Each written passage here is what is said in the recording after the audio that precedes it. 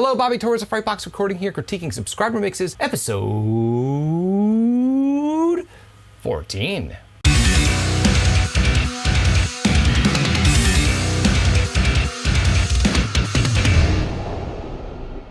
So before we begin, I just want to let you know that you can have direct access to my free guitar production workshop. In the free training, I show you my exact process for dialing in a killer metal guitar tone from scratch, how I go about editing my guitar tracks, and finally my exact process for mixing metal guitars within a pro level production. You can have direct access to all 3 videos within the workshop right now by clicking the link below. All right, so let's check out this group of mixes submitted by my loyal email subscribers. And our first mix here comes from Rotek.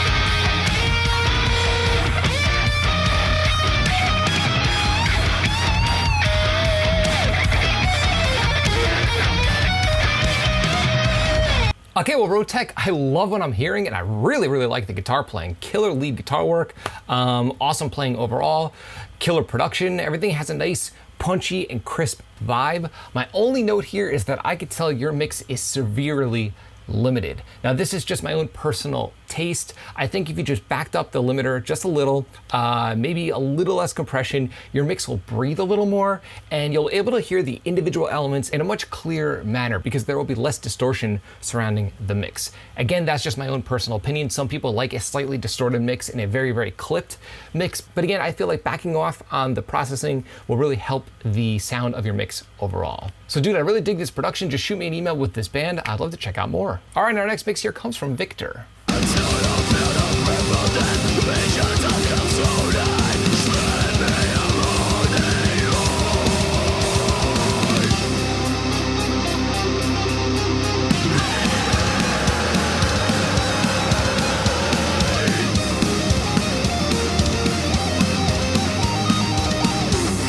Okay, well, Victor, I really like what I'm hearing, and you mentioned in your email that you're dealing with issues as far as muddiness around your guitar tracks, and I'm just gonna say this, I don't think the issue with the muddiness on your guitar tracks has too much to do with the guitar tone itself. One thing I'm noticing is that the drums are just very loud, and they're kind of, poking through the mix and taking away my attention from the guitar tracks. Here's the thing, a lot of times when we perceive, for example, our guitar tone to be muddy, it's the surrounding mix as a whole that might make your guitar sound muddy. And to me, when the guitar is in solo, it sounds great. But when everything is kind of jumbled on top of that, it's hard to make out what's going on with the riffs. And a lot of it, again, I feel is that the drums are just very loud. And also your mix is just clipped very heavily and is slightly distorting. I can actually see it clipping within my DAW. So what I suggest doing is clipping your drum bus or keeping it at a slightly lower volume so there's more breathing room for your guitar tracks. I don't think you have to do anything too much differently with the guitar tracks themselves. So dude, give those tips a shot and let me know how that works out for you. Okay, and our next mix here comes from Mr. Filippo.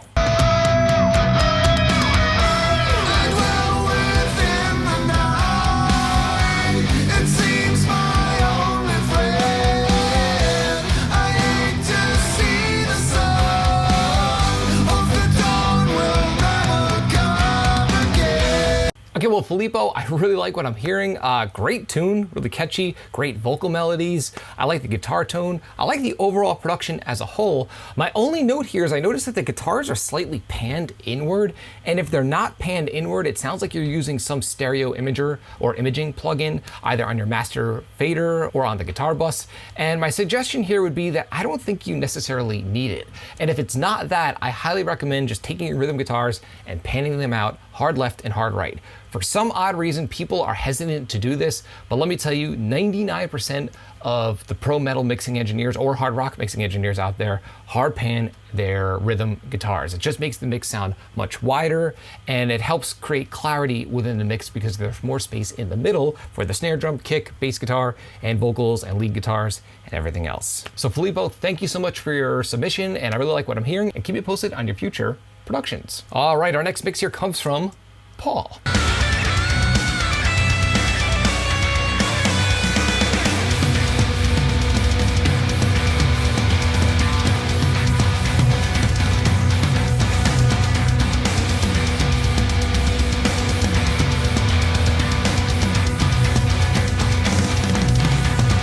Okay, well, Paul, I'm really impressed with this mix.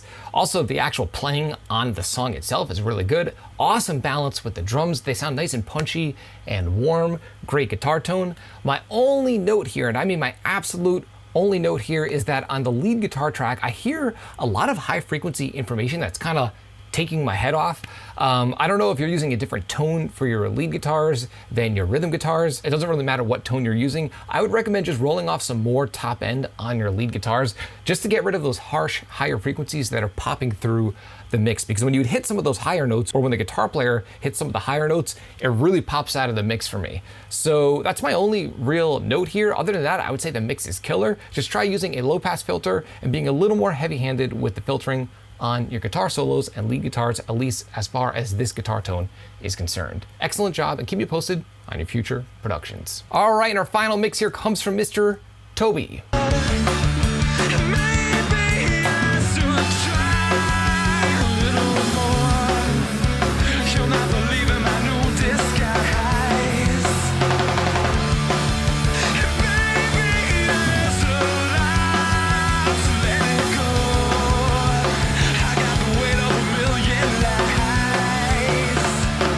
Okay, well, this mix that Toby sent over was actually mixed from a free multi-track download that I provided earlier this year on my channel, and you can have direct access to these exact raw multi-tracks that Toby mixed. I'll leave a link below in this video's description. You can download the multi-tracks for absolutely free and mix this song within your own DAW.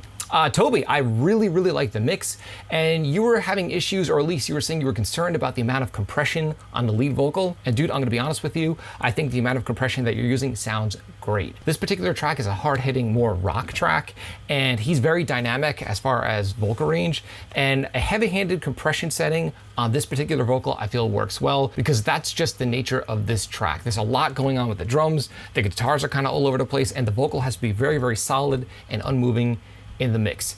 You also mentioned that you were having issues with automation, and the good news is that this track doesn't really require a whole lot of automation. I think when I mixed it back in the day, the only real automation I utilized was just lowering my rhythm guitars behind the guitar solo and just adding little automation bumps when the choruses would kick in on the master fader for extra impact. But not much automation is needed in this track outside of those two things I just mentioned. So overall, great job. I'm happy to hear that you took these multi-tracks and put them into action. It's always good practice to mix tracks that you did not mix yourself. So Toby, excellent job, and keep me posted on your future work. I would just like to shout out and thank everyone for submitting this excellent group of mixes. And if you're interested in having me do a critique of your mix, there are detailed instructions in this video's description on how to go about doing that. If you found this video helpful, like, comment, subscribe, and share. And do not forget to click the little bell icon so you can be notified every time I upload my weekly videos on all things Metal Rock production. If you're interested in some Frightbox swag, I've got t-shirts, mugs, and other cool stuff on the way.